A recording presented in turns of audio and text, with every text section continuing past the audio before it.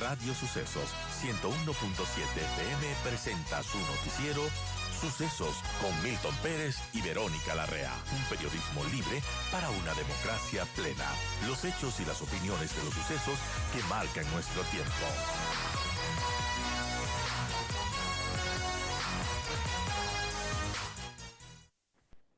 Pasando de tema, vamos a hablar acerca de la situación de seguridad de nuestro país, que es muy preocupante, porque el Ecuador alcanzó los 2.361 homicidios en este primer trimestre de este año, de este 2025.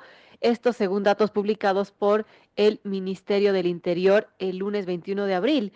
Esta cifra incluye 831 asesinatos en marzo, cifra que se sumó a los 1.530 que ya se habían registrado entre enero y febrero. Realmente es preocupante los datos trimestrales de este año, que promedian un asesinato por hora, superan en un 65% los 1.428 homicidios que se reportaron en este mismo periodo del año pasado, del 2024. Además, en un 39% los 1.698 registrados entre enero y marzo del 2023, año en el que el país se ubicó como el más violento de Latinoamérica. El nivel de violencia que soportaron y que estamos soportando los ecuatorianos en estos 3 meses solo es comparable con lo que sucedió entre octubre y diciembre del 2023, cuando se reportaron 2.355 homicidios. Y bueno, ¿qué está pasando en nuestro país? Estamos con Fernando Carrión, quien, por cierto, hizo referencia a esta situación en un mensaje de X.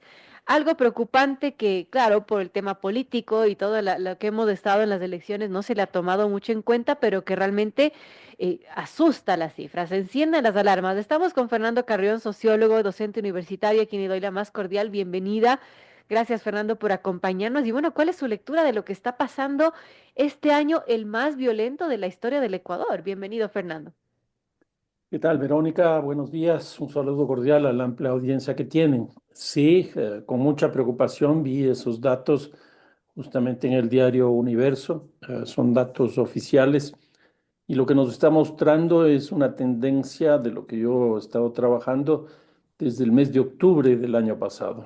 En enero 9 del 2024 se declaró el conflicto armado interno que produjo una caída importante de los homicidios, básicamente 3 meses, 2 meses y medio. Y luego hemos tenido una recuperación, entre comillas, de los homicidios, que tiende a dispararse de forma impresionante a partir del mes de octubre. Claro. Y el mes de octubre, ¿qué es lo que ocurrió? Básicamente tres, cuatro cosas. Una primera, la crisis eléctrica, que fue un detonante. En segundo lugar, los grupos insurgentes, llamémoslo así, los grupos de delincuentes, lo que deciden también es empezar a confrontar ya de forma directa con el Estado, cosa que no había ocurrido hasta entonces. Entonces empezamos a ver asesinatos de alcaldes, de fiscales, de eh, directores de prisiones, de cárceles, una cantidad impresionante de policías muertos, de miembros de las Fuerzas Armadas también. Una tercera cosa, la impresión que yo tengo es que se agotó toda la política que se había planteado justamente a partir de enero y coincidió con el juicio político que se le hizo a la ministra Palencia en la Asamblea, que finalmente ella salió victoriosa, pero me parece que ahí se agotó la propuesta y se agotó ella personalmente, tan es así que un tiempo después fue reemplazada. Y esa tendencia que se desarrolla a partir de octubre tiene un pico adicional a principios de este año que se mantiene hasta ahora para tener estos 3 meses de este año que son los más altos, por lo menos de los que yo he visto desde 1980 para acá en términos estadísticos. Récord Eh, histórico, ¿no? Sí, sin duda, sin duda. Y entonces, la impresión que me da es que la política que se está siguiendo no está dando los resultados esperados y que se debería ver algunos cambios específicos, ¿no? Ahora, el lunes pasado, el ministro del Interior, John Reinberg, mencionaba en una entrevista con Teleamazonas que se está debilitando las estructuras económicas y que los ingresos de las mafias se disminuyen y ahí es cuando vienen aumentando estas muertes, porque dice el ministro, esa es la explicación que da, porque se va achicando los lugares donde ellos pueden operar. Así explica el ministro del Interior esta situación bueno, de alta violencia en la que hemos estado sumidos este año con un récord histórico. ¿Cómo ves esa explicación? ¿Se está afectando, debilitando a las estructuras económicas de los grupos criminales? Hay una cosa que es cierta que también ocurrió, sobre todo a partir del mes de octubre del año pasado, y es que los grupos criminales recibieron golpes bastante fuertes en sus cabecillas, en sus líderes. Y esto hizo que muchos de ellos caigan, fallezcan, o en otros casos pues terminen en la cárcel.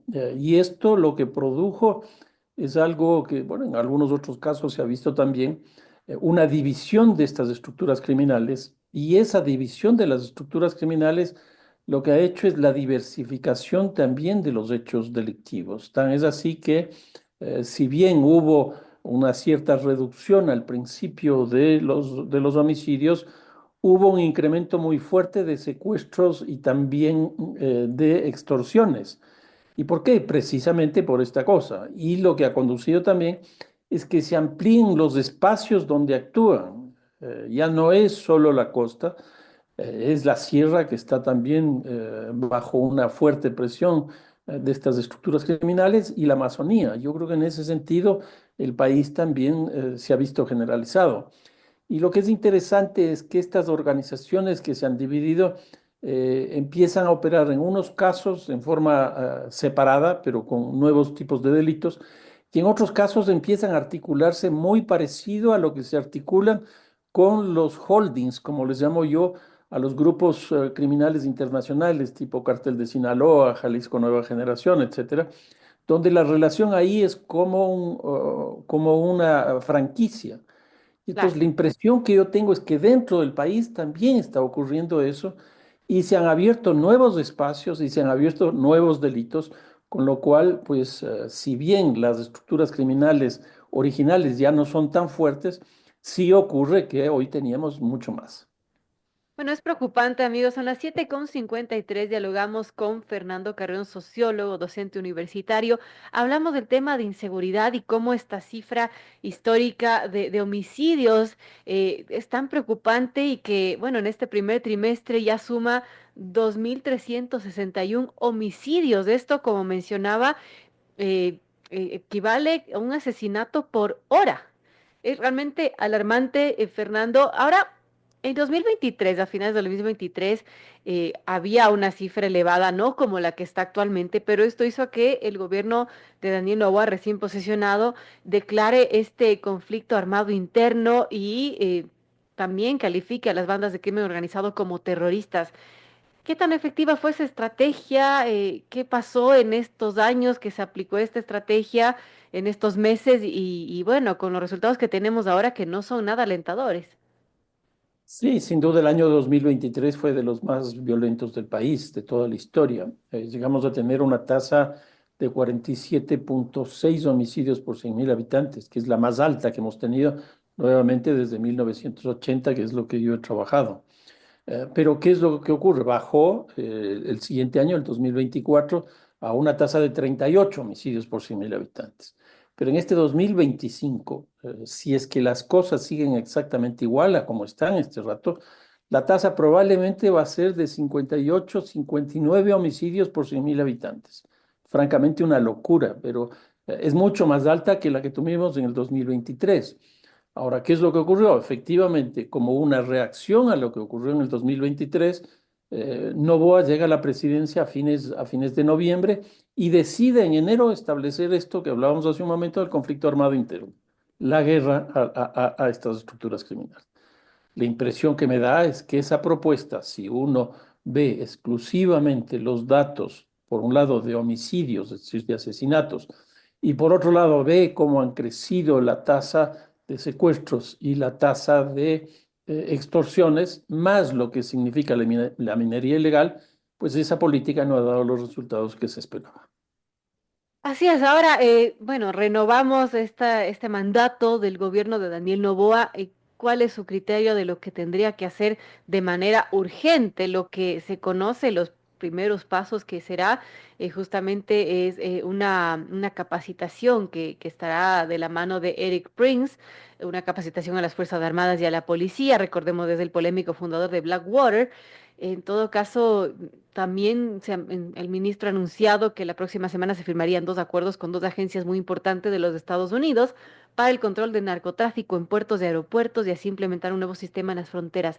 Esas son las acciones que se conocen en seguridad que deberíamos esperar del gobierno de Daniel Noboa a su criterio, que tendría que hacer de manera urgente para evitar que esta cifra de homicidios siga alcanzando récords históricos.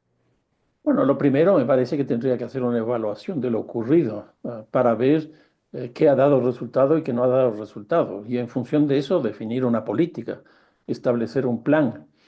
Porque si nosotros vamos en más de lo mismo, que a la larga eso es, por ejemplo, tener una base militar, tener la presencia de militares de otros países, tener la presencia de mercenarios, etcétera, es simplemente más de lo mismo, es decir, pasar de la mano dura a la super mano dura. Y la verdad es que yo veo que más bien habría que ir en otro camino. No dejar bajo ningún punto de vista el tema de lo militar y lo policial, pero que no sea ese el único, ni tampoco sea el eje a partir del cual se confronte con estas estructuras criminales. O sea, este año, si es que la cosa sigue tal como está, vamos a tener alrededor de 9.500 personas que han fallecido, que en el año 2023 fueron 8.500, es decir, se ha subido 1.000 más. Y entonces no está dando resultado. Y yo creo que aquí hay que hacer un plan, el nombre que se quiera poner, para que haya la posibilidad de hacer acuerdos con otros sectores, por ejemplo, con los municipios. ¿Cómo es posible que no tengamos una política conjunta local nacional? A mí me parece que eso es fundamental. Los municipios no tienen policía, no tienen justicia, no tienen cárcel, por lo tanto no pueden hacer represión. ¿Qué es lo que puede hacer? Prevención. ¿Qué es lo que no se está haciendo? Entonces los municipios pueden hacer eso. Y hay recursos, porque muchos municipios tienen lo que llaman la tasa de seguridad, que están gastando en cualquier cosa. Si es que hay una política nacional, esos recursos de la tasa de seguridad, más los que podría poner el gobierno, más los que podría poner la propia municipalidad, se podría tener una política nacional frente a esto. Una segunda cosa, ¿cómo es posible que no se haga un acuerdo entre el gobierno nacional y las cámaras de la producción? Eh, Uno sabe perfectamente bien los costos de la violencia en términos de cómo incrementa los costos de producción de cualquier bien o servicio. Y eso estamos pagando todos nosotros. Si se hace una buena política entre el gobierno y las cámaras, entre lo público y lo privado, yo creo que se baja la violencia, se bajan los costos de la violencia, se bajan los precios, con lo cual la economía empieza a crecer. Y así se puede seguir con las instituciones de educación, sean primarias, secundarias o universitarias, con los sectores del transporte, etcétera. En otras palabras, creo que hay que hacer una política mucho más inclusiva y donde haya la posibilidad de concertar intereses. Bueno, eso tendría que hacerse de manera urgente. Yo quiero agradecerle a Fernando Carrión, sociólogo, docente universitario, por conversar de un tema que, como mencionaba, por el tema político ha pasado un poco desapercibido, pero que debería preocuparnos, debería encendernos las alarmas. 2.361 homicidios en este primer trimestre del 2025. Estos son datos además públicos del Ministerio del Interior. Y bueno, esto equivale, como ya mencionaba, a un asesinato por hora. Así que nada de qué alegrarse con estas cifras. Gracias, Fernando. ¿Algún mensaje final para nuestros amigos oyentes? No, muchísimas gracias más bien por la entrevista y espero una nueva oportunidad. Adiós, muchas gracias.